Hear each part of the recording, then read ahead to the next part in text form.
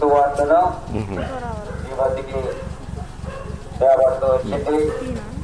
ప్రియమైన దేవుని బిడ్డలారా, సమయంలో గొప్ప సువార్తను మీ మధ్యకి తీసుకురావాల్సి వచ్చింది. అదేమనగా పాపులను రక్షించటకు యేసుక్రీస్తు లోకమునకు వచ్చినని దేవుడి యొక్క పరిశుద్ధ గ్రంథముల నుండి లేఖనాలు తెలియపరుస్తూ ఉన్నాయి. పాపులు ఎవరు పాపులు, ఎవరిని రక్షించడానికి వచ్చాడు అని మీరు అనుకోవచ్చు.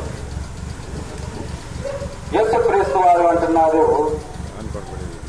ఆజ్ఞను అతిక్రమించడమే పాపము అంటున్నారు. ఏంటి ఆజ్ఞ అంటే దేవుడి యొక్క మాట వినకపోవటం, లేక మన యొక్క తల్లిదండ్రుల యొక్క మాటలు వినకపోవటం. ఏదైతే మనం వినట్లేదో, చేయవద్దన్న పనిని మనం చేస్తున్నామో అదే పాపము. అందుకనే దాన్ని తెలియపరచడానికి దేవాది దేవుడు ఈ లోకానికి 2024 సంవత్సరాల క్రితమే యేసుక్రీస్తు వారు ఈ లోకానికి వచ్చాడని బైబిల్ గ్రంథము తెలియపరుస్తూ ఉంది.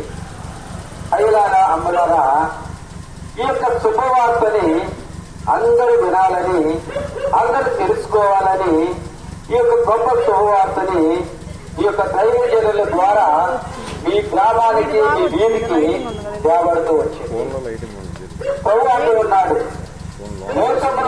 దేవుడు లోకమును ఎంతో ప్రేమించను కాగా తన అద్వితీయ కుమారుడిగా పుట్టిన వాడి అందు విశ్వాసం ఉంచుము అని.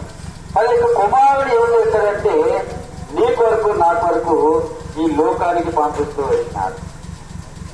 అలాగే చూసినట్లయితే ఈ యొక్క డిసెంబర్ 25వ తారీఖున యేసుక్రీస్తు వారు జన్మించినారు అని దేవుడి యొక్క లేఖనాలు తెలియజేస్తూ ఉన్నాయి. ఇదిగో తూర్పు దిక్కున నక్షత్రము పెరుగుతూ వచ్చినప్పుడు జ్ఞానులు దేవుడి యొక్క కుమారుని చూడటానికి ఆ యొక్క బెత్లెహేముకు వెళుతూ వచ్చినారు. అక్కడ యేసుక్రీస్తు వారిని చూస్తూ వచ్చి ఆయనకు నమస్కారం చేసి దేవుణ్ణి ఆరాధిస్తూ, దేవుణ్ణి పూజిస్తూ వచ్చినారని బైబిల్ గ్రంథంలో రాయబడుతూ వచ్చింది. అలాగే మనకు కూడా యేసుక్రీస్తు వారిని అంగీకరిస్తే, యేసుక్రీస్తు వారిని నమ్ముకుంటే పరలోక రాజ్యము ఉంటుందని బైబిల్ గ్రంథములో ఉంది. నన్ను నమ్మిన వారు, నన్ను నమ్మి విశ్వాసించిన వారు నా రాజ్యంలో ఉంటారు అని బైబిల్ గ్రంథం తెలియజేస్తాము. ఏ భేదము లేదు, అందరూ పాపము చేసి దేవుడి యొక్క మహిమను పొందలేకపోతున్నారు అని దేవుడి యొక్క లేఖనాల్లో రాయబడుతూ ఉంది. అందుకనే అమ్మ అయ్యలారా, అక్క చెల్లెళ్ళారా, అన్నా తమ్ముళ్ళారా, మీ అందరికి కూడా చెప్పబడిన ఒక మాటే, నీ దేవుడి యందు విశ్వాసం ఉంచండి. విశ్వాసం ఉంచి, విశ్వాసం ఎవరైతే ఉంచుతారో వారు నీవును నీ ఇంటి వారిను రక్షించబడదు అని దేవుడి యొక్క లేఖనాల్లో తెలియపరుస్తుంది. కాబట్టి దేవుడి యందు మనం విశ్వాసం ఉంచితే, దేవుని మనం అంగీకరిస్తే మనం దేవుడి యొక్క రాజ్యంలో ఉంటామని ప్రభు యొక్క ఆ వాక్యము సెలవిస్తూ ఉంది.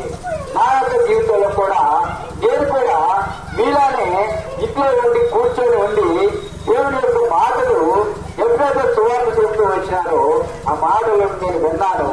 వారి ఇచ్చిన యొక్క పద్ధతులకు నేను చదువుతూ వచ్చాను. దేవుడికి నా హృదయాన్ని అప్పగిస్తూ వచ్చాను. అలాగే మా యొక్క సహోదరులు ఎందుకు కరపత్రికలు తీసుకొస్తూ ఉన్నారు. వాటిని మీరు తీసుకోండి, చదవండి. దానిలో ఉన్నది చదివి జ్ఞానమేంటో, అజ్ఞానమేమిటో, అసలు యేసుక్రీస్తు వారు ఎందుకు వచ్చాడు ఈ లోకానికి అనే ప్రతి అక్షరం మీద ఆ యొక్క మాటలు రాయవలసి వచ్చారు. ఈ యొక్క మాటలు వినండి, ఆ యొక్క పత్రికని చదవండి, చదివి ప్రభువుని అంగీకరించాలని ప్రభు పేట మీకు మనవి చేస్తూ ఉన్నాం. మీ కొరకు చిన్న ప్రార్థన చేస్తాం. ప్రేమగల తండ్రి, పరిశుద్ధుడానికి వందనాలు. కృపగల దేవ, దయగల దేవానికి మీకు వందనాలు సూత్రాలు చెల్లించుకుంటున్నాను.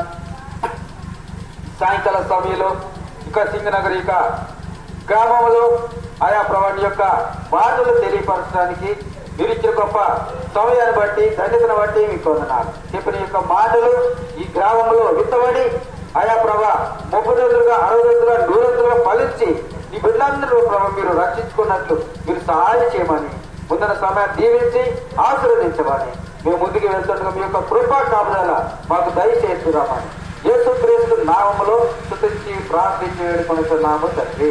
ఆమేన్. మా ప్రియులారా